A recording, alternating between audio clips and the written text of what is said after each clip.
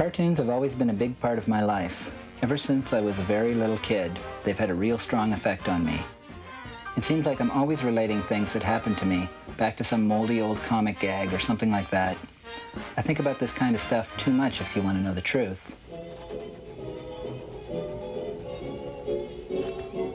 Somewhere along the line I have forgotten that comics are not one of the higher arts. Even though I know it rationally, of course. I just take it for granted that comics are capable of any kind of storytelling, any level of sophistication. The basic building blocks of words and pictures allow you to do anything.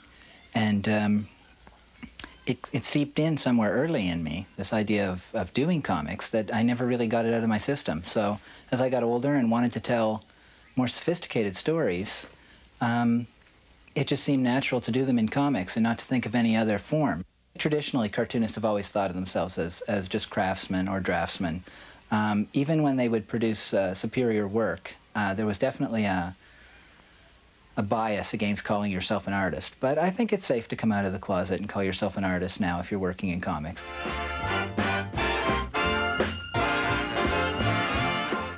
In 1991, Seth published the first issue of his comic book, Palookaville. 10 years later, the series produced his first graphic novel. It's called It's a Good Life If You Don't Weaken, and it was originally published as issues 4 through 9 of Seth's comic book, Palookaville. It's a Good Life is about a cartoonist from Ontario who becomes obsessed with another cartoonist from Ontario who published a cartoon in the New Yorker, the holy grail for a cartoonist. These days, Seth's art is in the New Yorker. That is the New Yorker cover from a couple of years ago, the March 2006 fashion issue. This particular one is called The Skinny on Fashion, is the name of this drawing.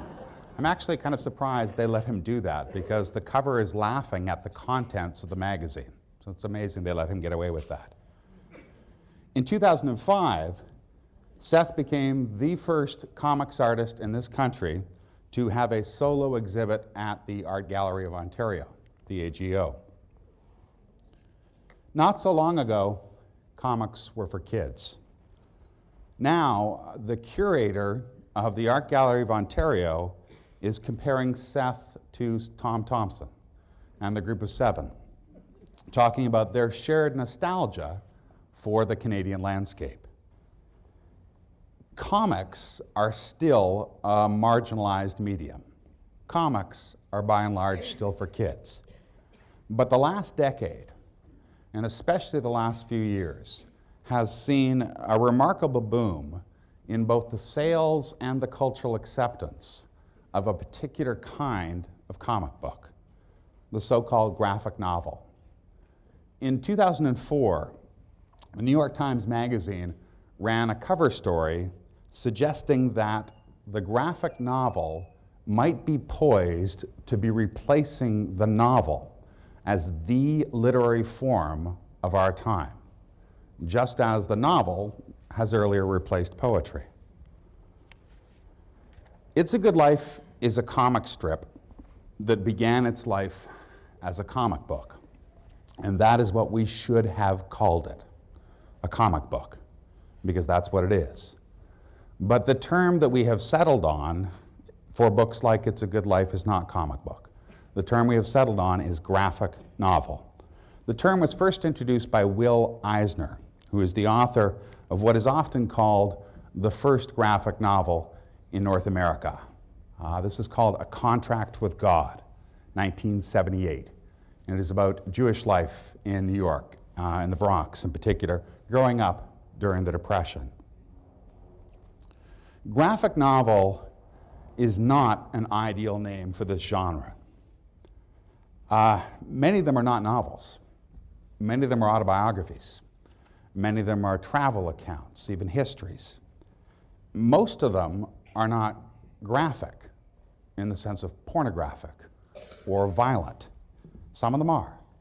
But we should presumably call those graphic novels, which would be confusing.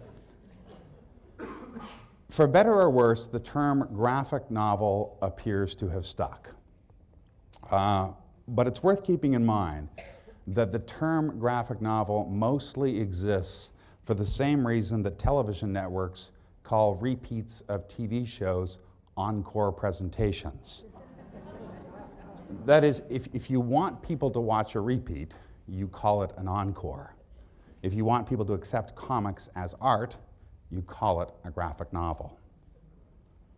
Peter Berkamo, who is the owner of the Beguiling, a comic book store in this city, said a few years ago that graphic novels is a word that has been adopted to avoid saying comic book to librarians.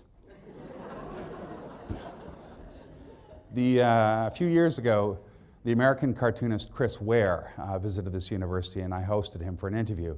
And we talked about this, and his comment was that the main reason he loathed the term graphic novel was that it implied a kind of superiority between his generation of artists and the comics artists who came before him. That it said that we're better than they are, that they do comics, but we do graphic novels. And it's a distinction that he rejects. So I understand all of that, and I agree. But there are differences between what has come to be called the graphic novel that has emerged in the last 20 years or so. Differences between this form and the predecessors from which it grew. This is by far the most well-known, still, graphic novel in the genre. This is Art Spiegelman's, the first volume of his 2-volume Mouse. This is from 1986. Mouse is about his father's memories as a Holocaust survivor. It depicts Jews as mice and Germans as cats. The second volume of Mouse won a specially created Pulitzer Prize. More than any other book, this legitimated comic books. It made them acceptable in the institution. This is in the more traditional vein of the comic superhero. The book publication of the first 4 issues of Frank Miller's Batman: The Dark Knight Returns in 1987. Batman comes out of retirement at age 50 to save Gotham City from the Joker. This is often cited as a turning point in modern comics, this book, for 2 reasons. One, its publication as a book, in book form, but also because this Batman is much more morally ambiguous than his predecessor. It's much darker than what came before it, and that licensed another turn in the development of comics. Another very well-known graphic novel, this is Daniel Clo's Ghost World from 1997. It's about 2 very bored young girls in their last summer before college, partly well-known because of the Terry Zwigoff film that was made out of it. Chris Ware of Chicago won the Manchester Guardian's Best First Book Award, not Best First Comic Book, Best First Book Award for Jimmy Corrigan, The Smartest Kid on Earth. This is from 2001.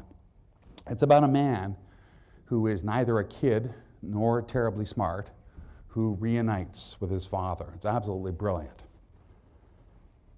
Julie Doucet of Montreal. This is a book called My New York Diary from 1991. It's about a young woman who moves to New York and shacks up with her very crummy boyfriend. Chester Brown. This is Seth's best friend, another Ontario product.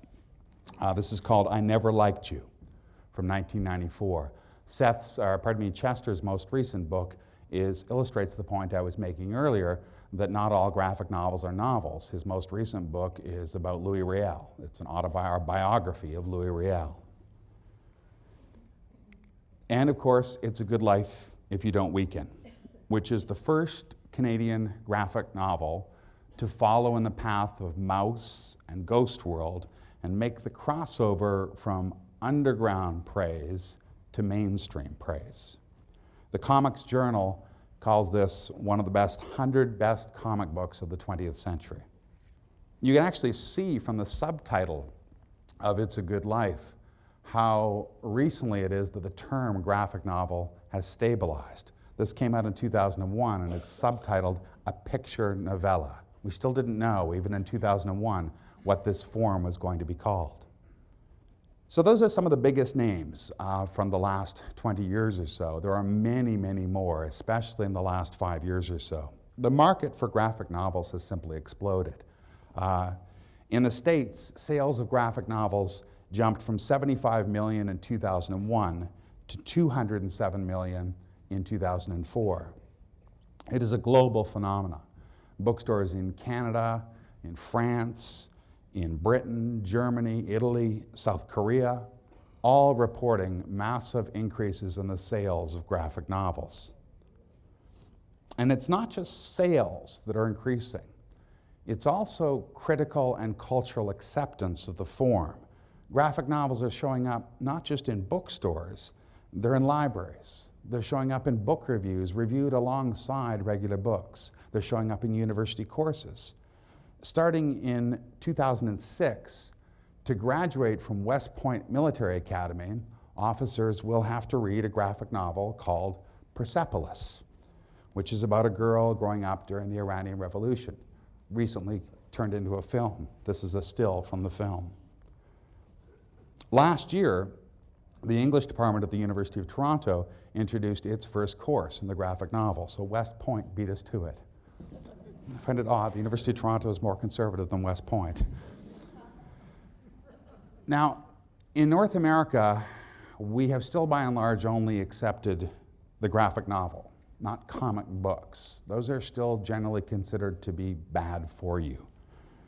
There's something very strange about this, in the sense that it is socially acceptable for an adult, myself or one of you, to go to a movie that is based on a comic book, to watch a movie like The Dark Knight or The Watchmen. But it's not socially acceptable to be seen reading the actual comic book in public, or at least I don't feel that it's socially acceptable. And that's how powerful the injunction against comics is, that it could reverse the powerful cultural hierarchy that says the book occupies a more privileged cultural status than the film. In comics, it's reversed. Seth's real name is Gregory Gallant. He came up with a pseudonym as a young man, and as he has said, he's stuck with it now. He was born in small-town Ontario, Alice Munro country. He studied in Toronto at the Ontario College of Art. He lives in Guelph in a house filled with very large collections of antique records, old comics, Canadiana, many cats, and a very patient wife. This is his second graphic novel. It's called Clyde Fans. It also came out of Palookaville. It's about a couple of salesmen who sell electric fans right at the moment that the culture is moving towards air conditioning. So they've lost their position. This is Wimbledon Green. This is from 2005. These are stories about the greatest comic book collector in the world.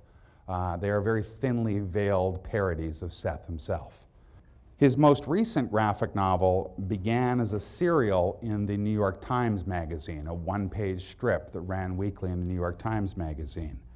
It's called George Sprott, 1894 to 1975. This is currently in the process of being expanded into a book and will be published this May as his next graphic novel. He also does a tremendous amount of design and illustration work for other people. This, for instance, is illustrations that he has done for a book written by his father.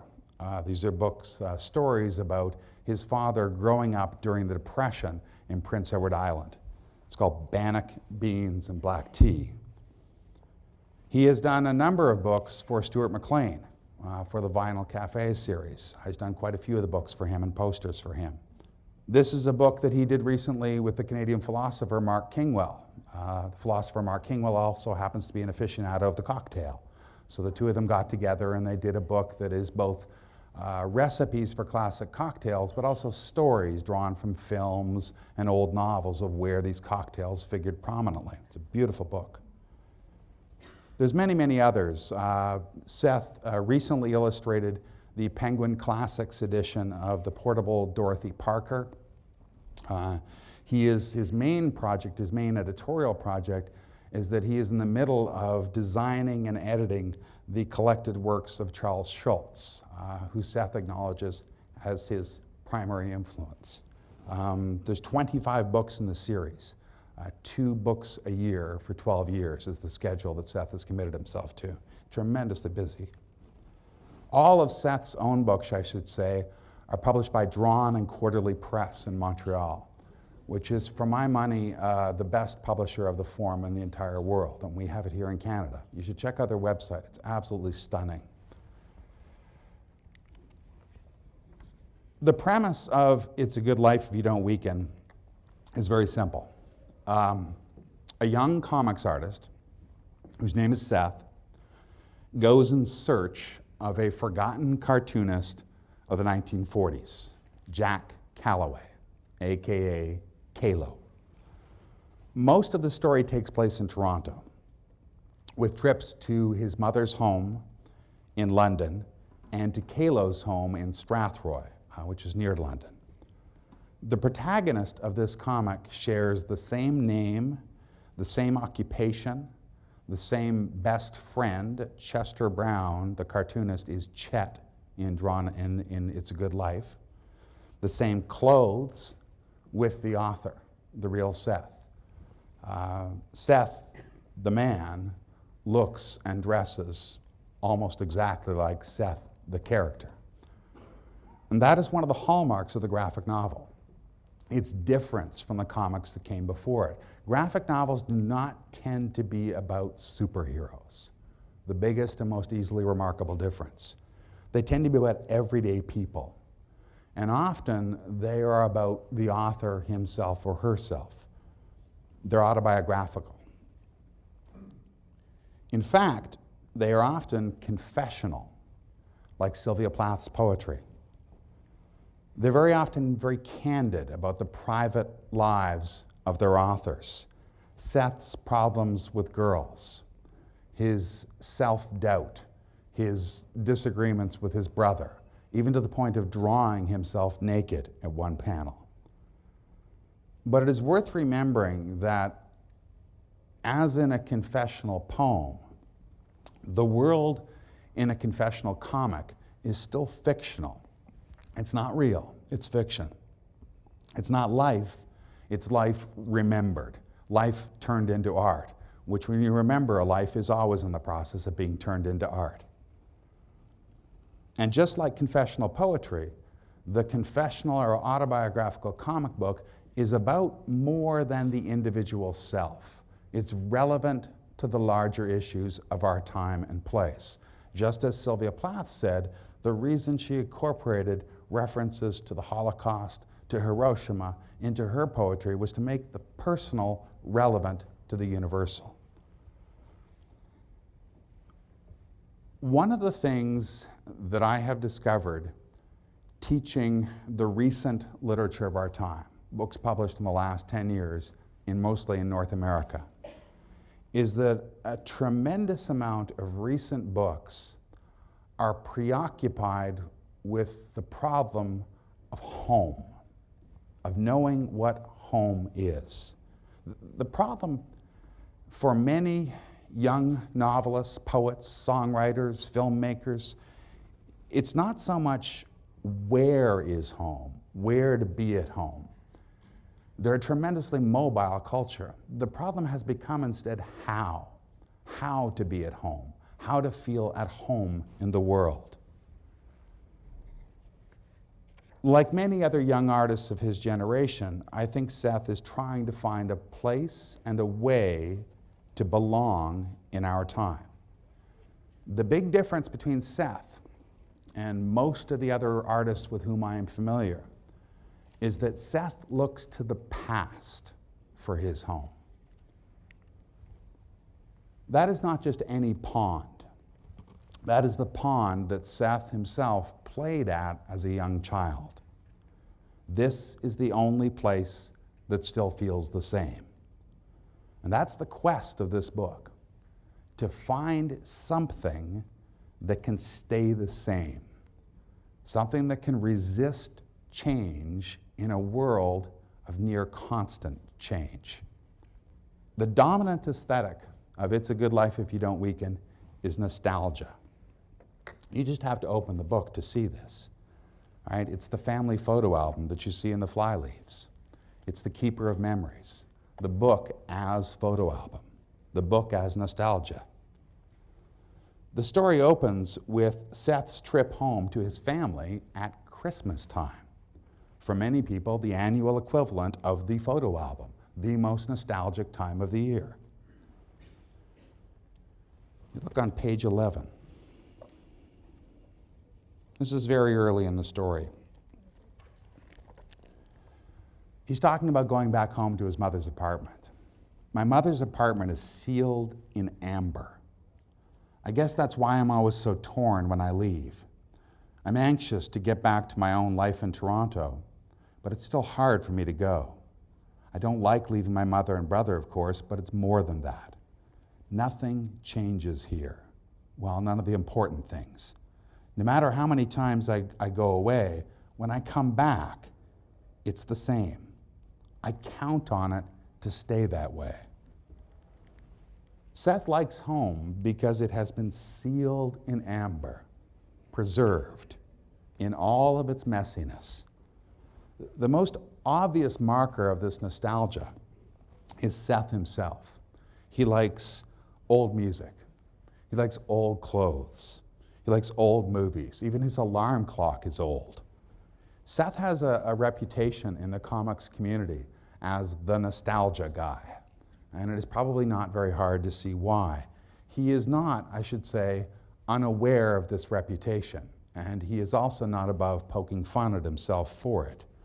This is from Wimbledon Green, a story about the greatest book thief, Jonah, who looks suspiciously like Seth, or comic book collector, I should say. I'll just read you a little bit of it. These self-deluded fops, it's another comic book collector talking about Seth. These self-deluded fops are pining for a time before they were even born. Jonah himself, Seth, always made a big display of his sad love for this lost world. He believed civilization to be in decline. Jonah fancied himself quite a sensitive soul, filled with deep feeling, but in reality, he was merely enormously self-centered. His sensitivity was just grandiose self-pity. In truth, he was a rather hard-hearted individual with no real sympathy for others. The genuine victims of the world received none of his interest or energy. He made an open display of his eccentricities, matching his home, his clothes, his music, even his car, to his antique tastes. This was just a pathetic bid for attention.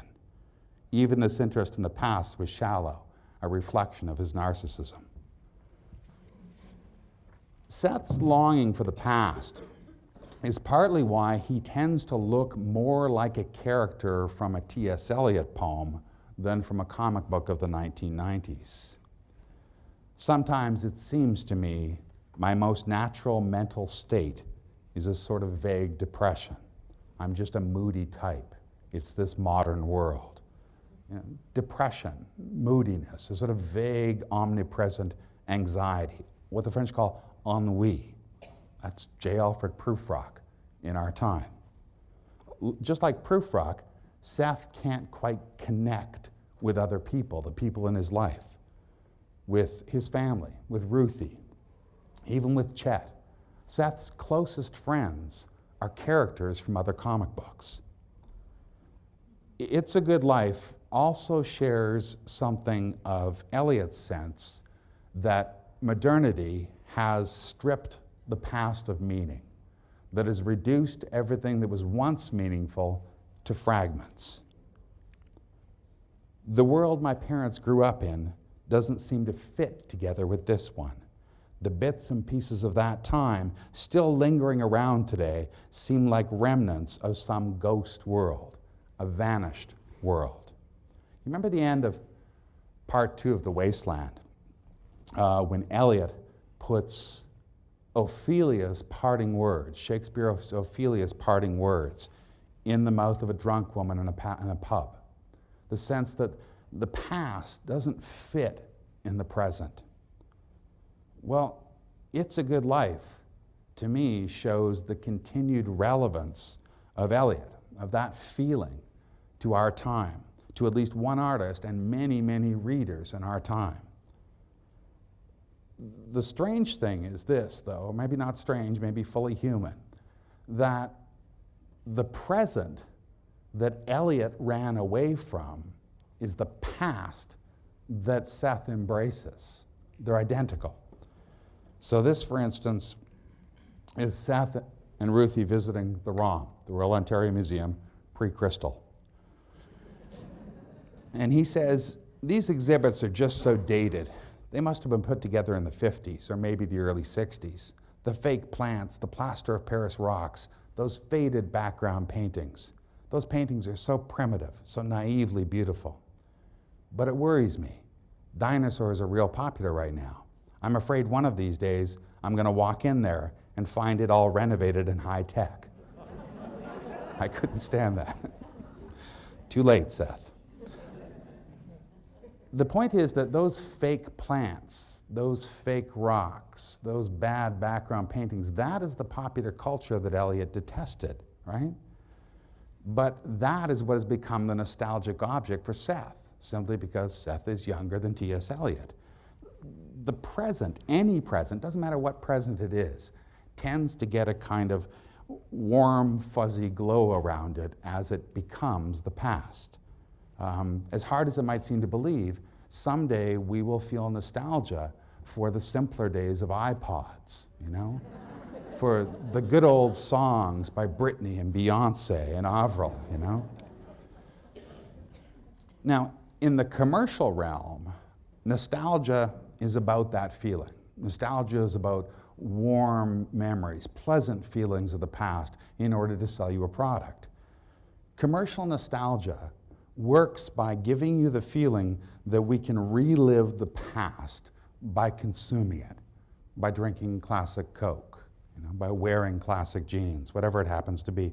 The aesthetic of commercial nostalgia is familiarity, the pleasure of familiarity. Real nostalgia is something quite different. The word nostalgia comes from two Greek words, nostos, which means a return home, and algos, which means pain. So quite literally, nostalgia means journey back in pain, which is an experience I'm reasonably certain that many of you have felt. Say, for instance, if you have ever visited your childhood elementary school and noticed how low the drinking fountains are, things like that. The word nostalgia actually entered English as a medical term about the pathology of homesickness. It was a disease. And that is why the dominant aesthetic of literary, artistic nostalgia is not unmixed pleasure. It's the bittersweet, the pain together with the pleasure. Early on in the story, Seth recalls a strip from Peanuts.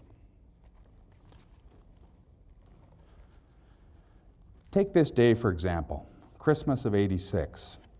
I was visiting my family in London, Ontario, walking around looking in secondhand bookstores. And running around in my mind was an old Charlie Brown strip, a Sunday page, I think, a Snoopy one. In it, he's sleeping on his doghouse, and during the night he's been covered up with a blanket of snow. So he wakes up without disturbing the snow, and he's pissed off because he won't be able to find his dog dish, etc., etc. Anyhow, it occurs to him that maybe he's not covered with snow. Maybe he's gone blind. He panics for a while, and then he jumps up out of the snow and realizes he's not blind. In the last panel, Snoopy's dancing and singing, "Snow, beautiful snow." Starting with that joke establishes the aesthetic of this book. Kind of sweet, but always with an underlying sadness to it. This is from one of the windows that Seth walks by in Cabbagetown. Plastic flowers covered in dust. Who put these plastic flowers in here? You can barely make out their colors under all that dust. The whole thing, it's kind of sweet and pathetic at the same time. Those plastic flowers covered in dust are an apt image of many of Seth's stories, not just in It's a Good Life. Like, say, for instance, his memory of the Christmas parade that he sees in the rain, this sad, pathetic Christmas parade in small-town Ontario where they have to put plastic tarps over the Santa to keep the rain off of him. Sweet and pathetic at the same time. It is the same aesthetic as parts of The Wasteland. Think back to the opening stanza of The Wasteland, to April is the cruelest month, to the story of Marie sledding in the winter. Bittersweet. What makes it sweet is the memory. What makes it bitter is that it's just a memory. April is the cruelest month because spring will become fall. Marie is not sledding anymore because she grew up and died. The question of It's a Good Life, if you don't weaken, is the existential question of our time. In a world of constant change, where do you find stability? Where is home when everybody is homeless? Some of us, most of us, probably most of my students, find home in change itself, in constantly adapting to change, our high-tech, globalized, constantly mobile world. Seth finds home in the things that do not change.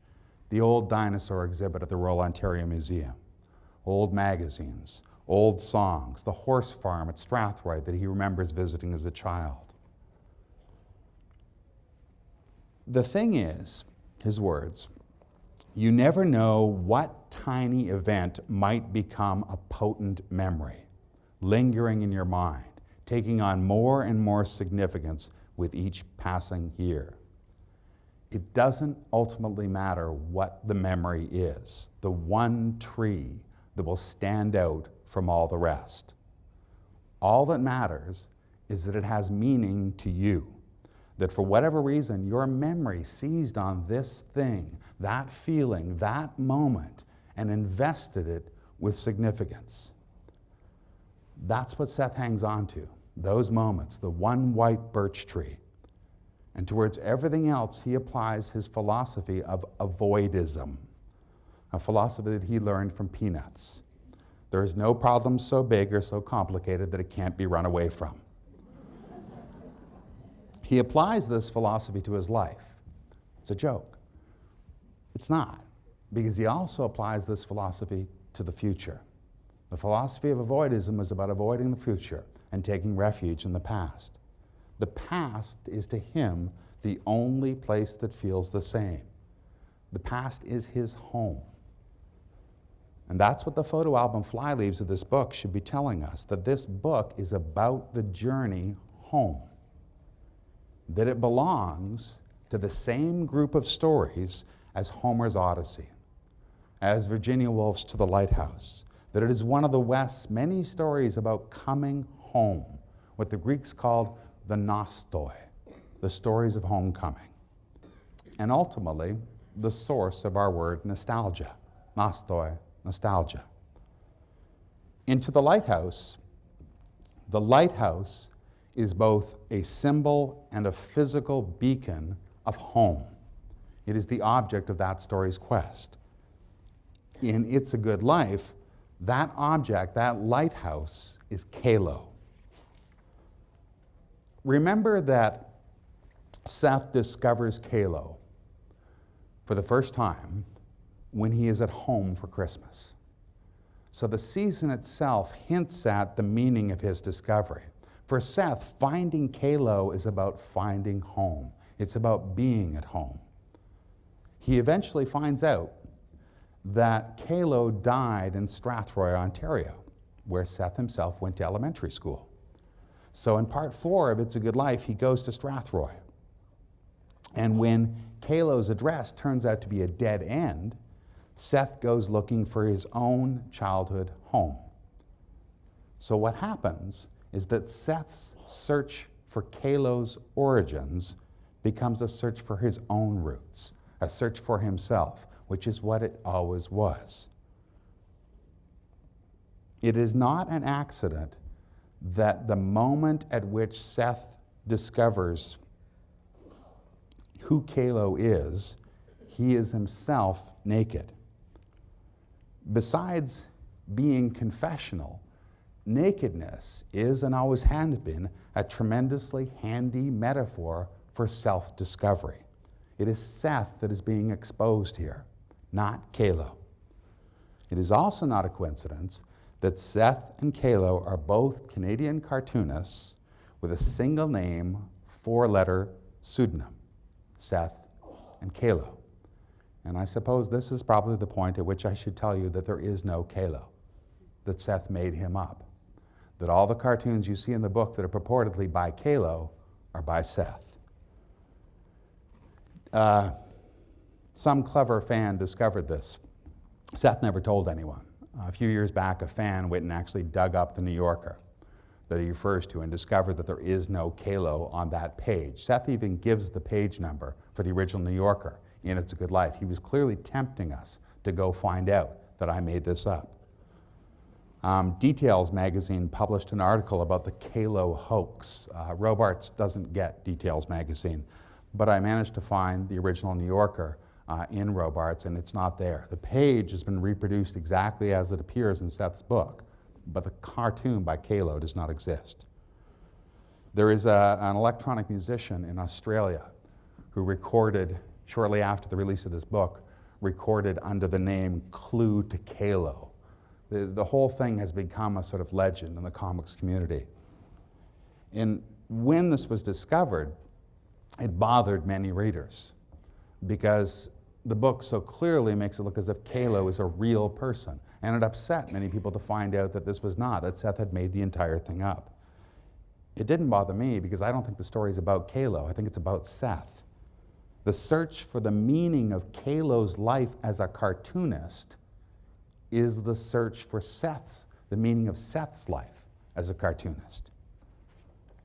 Before we get to that, back up to a point that I have already made, and that is that Seth takes refuge from change in the past. The problem, of course, is that the past does not stay the same. The past does not stay sealed in amber. So that's Seth's childhood home, right?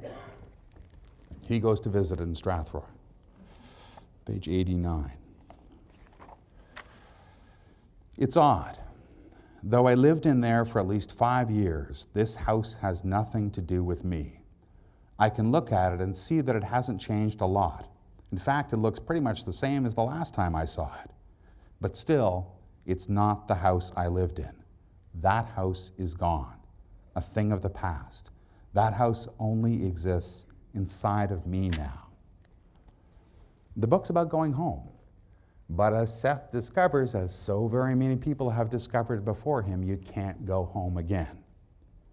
And that is one function of Chet and Ruthie in this book, to challenge Seth's nostalgia by pointing out, A, that the past was not necessarily a better place, and B, that everything changes. Okay, so question.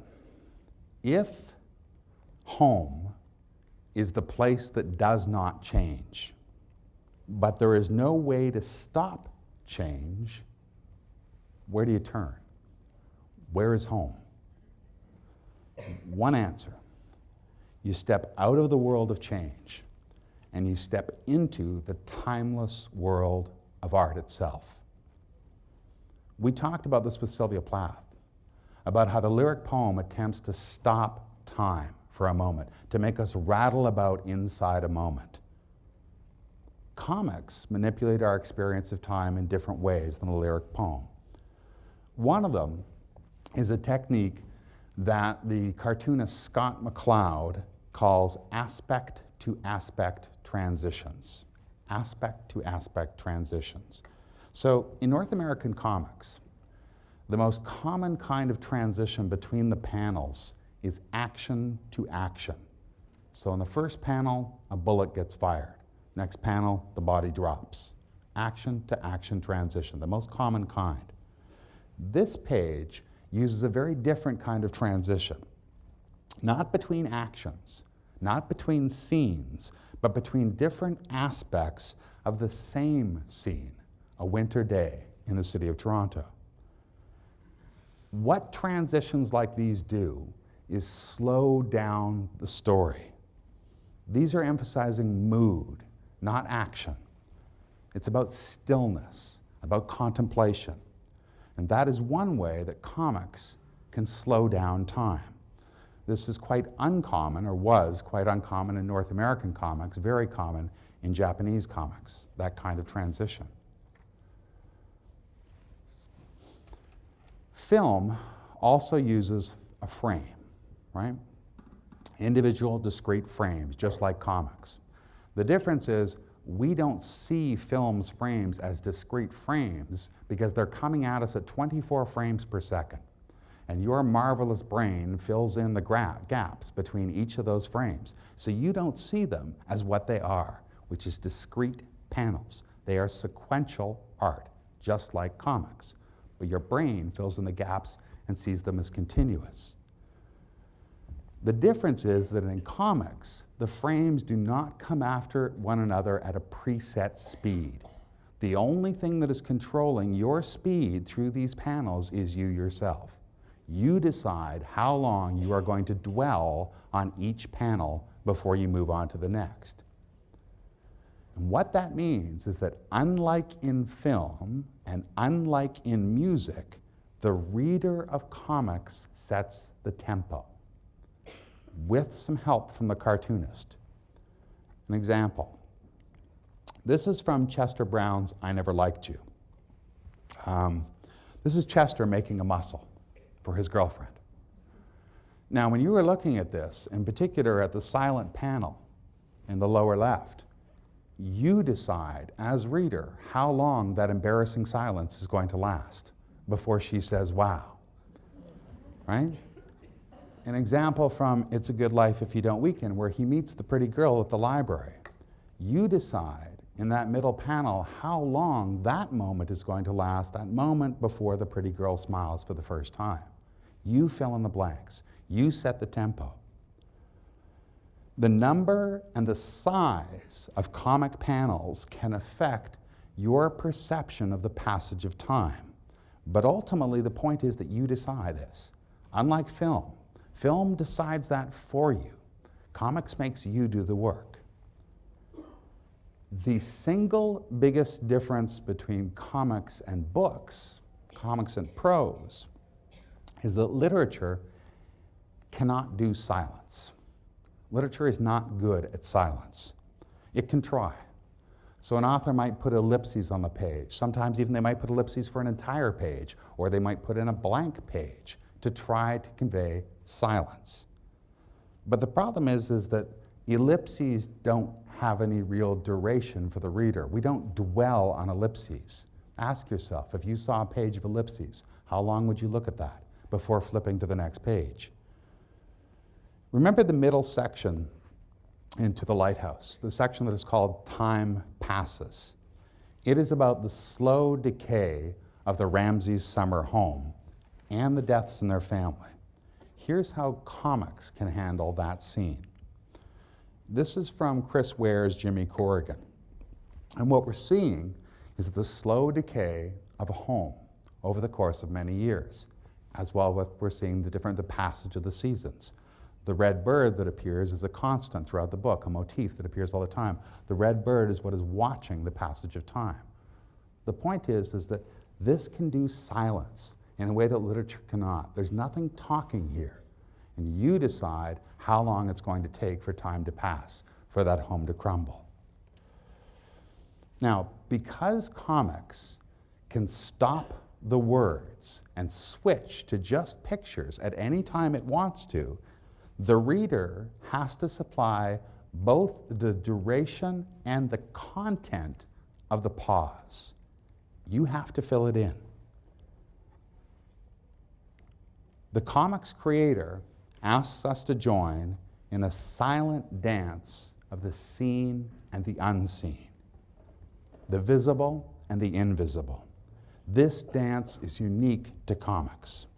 No other art form gives so much to its audience while asking so much from them as well. This is why I think it's a mistake to see comics as a mere hybrid of the graphic arts and prose fiction. What happens between these panels is a kind of magic that only comics can create. It's by Scott McCloud, a book called Understanding Comics, a tremendously smart book. For McCloud, comics is not a hybrid of pictures and words. It is its own medium, a unique mode of communication. In a world of constant change, one haven is inside art, inside the comic panel itself. This one is about another of Seth's childhood memories. He calls this a key memory that I think explains a lot. So on the top right, I used to get inside cardboard boxes and close them up behind me. I enjoyed being in that safe, confined space. Below that, my mother's place is a lot like those boxes. Now, that is not just an autobiographical remark. That is a meta-fictional remark. It is a remark about fiction, about the art itself. The voiceover is itself inside a box, right? It is inside the safety of that confined space. My mother's place is a lot like those boxes, spoken inside another of those boxes. The cardboard boxes, his mother's place, the comic panel, what they all have in common is that they are safe, confined spaces, spaces that are outside the world of change. The comic panel is the home that this book has been looking for. That is the true object of his nostalgia, which is why Kalo is the object of the quest. Outside the panel, change, uncertainty. Inside the panel, safety, comfort, familiarity, control. In the very last part of the book, Seth goes back to Strathroy, and he finally tracks down Kalo's mother in a senior's home. Seth shows her some of her son's cartoons, and she smiles, and she says, "I didn't know he had it in him." And that's it. That's the end of the story. It seems to end rather than conclude. But the thing is, when you're reading comics, you have to pay as much attention to the images as you do to the words. In this case, to the backdrop, to where this scene takes place. I don't think it's an accident that the search for home, for a haven in the past, ends in a home for old people, with old people singing old songs around an old piano. It ends inside another one of those boxes that Seth liked to hide himself in as a kid, a safe, confined space. It ends with what it was looking for, home. This is Seth looking at Kalo's cartoons and asking himself, after a whole life, is this what it boils down to? A few sheets of paper. For a number of complicated reasons, comics have not received the same kind of cultural attention as other media, as other art forms. Graphic novels are starting to receive that attention now, but comics are still beyond the pale. Cartooning, the art of the single image, is, if anything, even less respected than comics itself. Seth notes at one point in this book that Ripley, of Ripley's Believe It or Not fame, included in his freak show a cartoonist. And Seth says the irony was not lost on me. That is why Seth is so depressed and why he is so drawn to all the other freaks, to Chet, another cartoonist, to Kalo, another cartoonist, but also to Annie, the artist that he meets in the motel in Strathroy. See, the cartoon is ephemeral.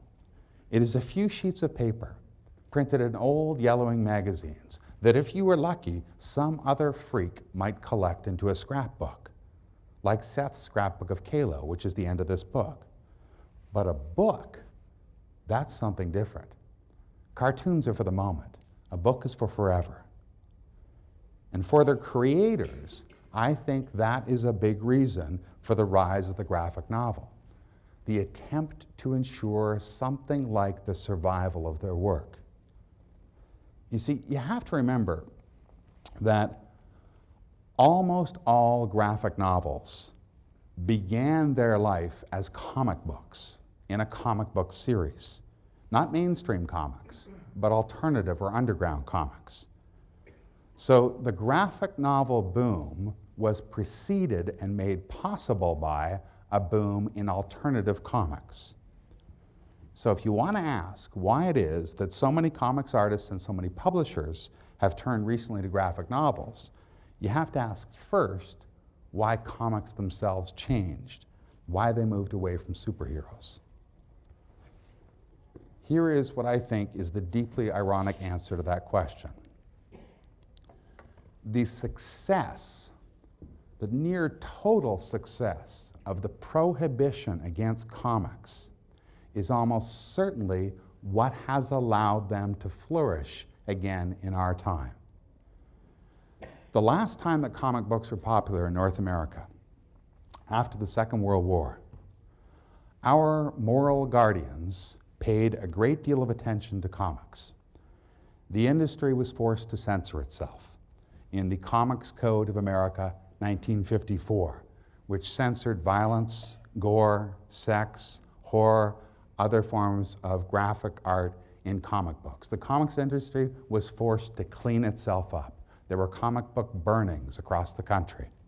The Guardians won. They cleaned up comics, but good. And then they moved on to other targets. They moved to television. They moved to video games. They moved to rap music. And comics got left alone. Seth said a few years ago that the best thing that ever happened to comics is that no one had any interest in them. The main reason for the renaissance of underground comics in our time is that in an era of increasingly homogeneous and hence increasingly uninteresting art, as well as popular art, the comic book has been left largely to its own devices. The fact that nobody cared about comics, that people thought they were for kids, gave people like Seth and Chris Ware the total freedom to create something new and wonderful. The big point here is that if nobody is listening, you can do anything you want. From the alternative comic, the next logical step was the alternative comic book, the wrongly named graphic novel. For cartoonists, the graphic novel gets them some things that the comic book cannot. Some money, some respect, a larger audience, and it gets them the permanence of the book instead of a few sheets of paper forgotten in a junk shop. The first time that I read It's a Good Life If You Don't Weaken, I assumed that when Mother Calloway says at the end, I didn't know he had it in him, that she meant her son. She meant Kalo. But the thing is, there is no Kalo. There is no Kalo outside of Seth's mind. Kalo is Seth. So it is really Seth and his work that she is talking about at the end of this book. And that's why it is Seth standing there looking proud when she says that. So maybe when she says, I didn't know he had it in him, she does not mean Kalo at all. She means Seth. Maybe she's talking about Seth's achievement, his first graphic novel. Thank you.